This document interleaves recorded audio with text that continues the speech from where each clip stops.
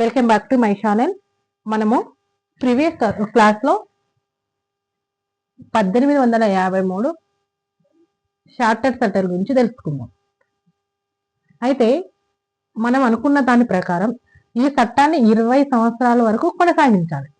కానీ ఏమైంది అంటే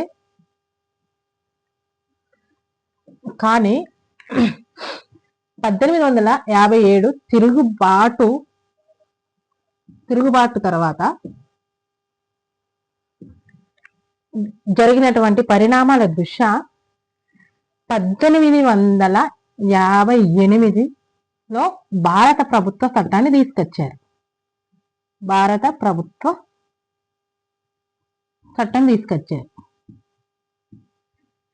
ఇప్పుడు మనం 1858 భారత ప్రభుత్వ చట్టం గురించి తెలుసుకుందాం.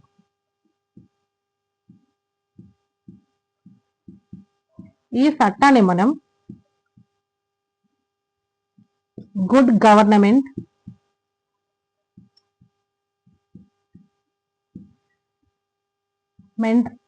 ఆఫ్ ఇండియా యాక్ట్ అంటారు.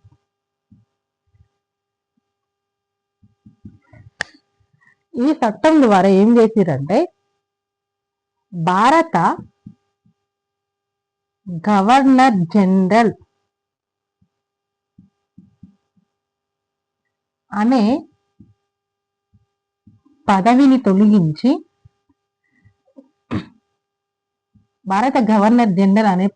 తొలగించి వైస్రాయి అనే పదవిని సృష్టించారు.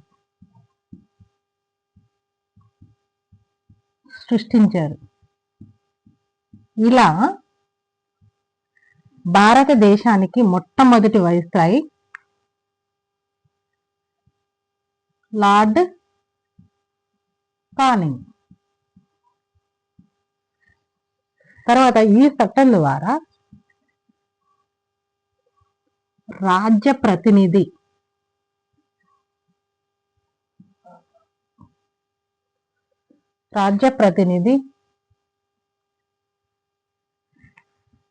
అనే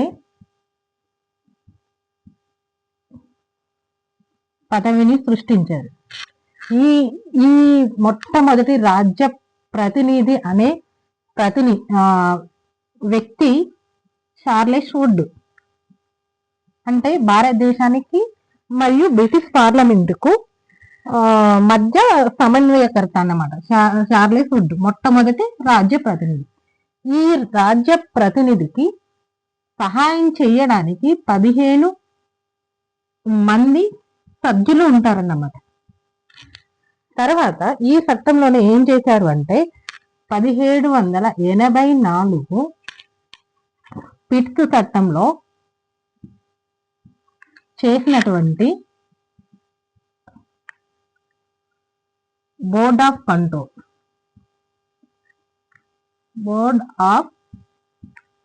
కంట్రోల్ మరియు కోర్ట్ ఆఫ్ డైరెక్టర్స్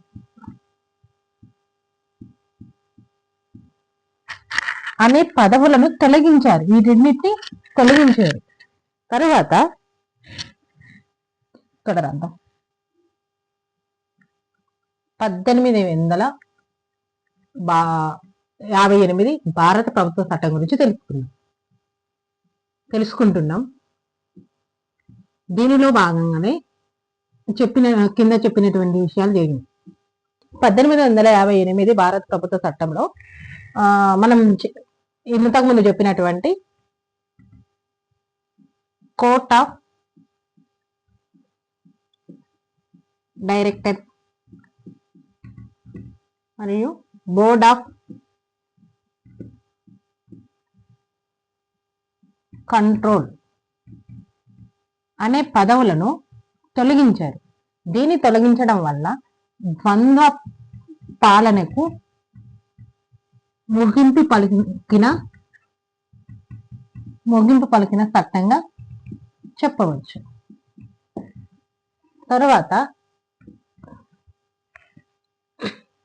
తర్వాత వీళ్ళు కంపెనీ పాలన మొత్తము తొలగించారని చెప్పినా కదా, తొలగించారు. కంపెనీ పాలన మొత్తం తొలగించి డైరెక్ట్ గా బ్రిటిష్ రాణి పరిపాలనలోకి చేసేదన్నమాట. బ్రిటిష్ రాణి పరిపాలన చేసేది. దీని యొక్క మన భారతదేశం మీద వాళ్ళ పరిపాలించే విధానం ఎలా ఉంటుందో చూద్దాం. ఫస్ట్ ఎవరు ఉంటారు? రాణి ఉంటారు. తర్వాత బ్రిటిష్ పార్లమెంట్ ఉంటుంది. తర్వాత వీళ్ళు మన కోసం ఈ 1858 చట్టం ద్వారా సృష్టించినటువంటి రాజ్య ప్రతినిధి అనే వ్యక్తి ఉంటాడు.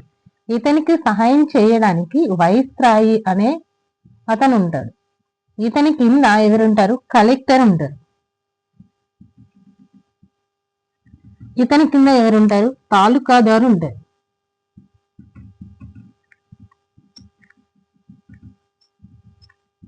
ఇతని కింద గ్రామాధికారి ఉంటారు.